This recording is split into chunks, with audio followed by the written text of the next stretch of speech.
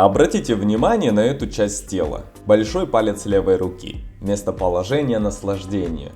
Подпишитесь на канал, чтобы иметь доступ ко всем жестам, которые помогут вам понять человека, а не его слова. С вами словарь жестов. От чувственности к мечте через доступность сексуальных наслаждений, воображение, удовольствие от бытия без ненужных вопросов или отсутствия стресса. Большой палец левой руки – это своего рода рай в самом себе.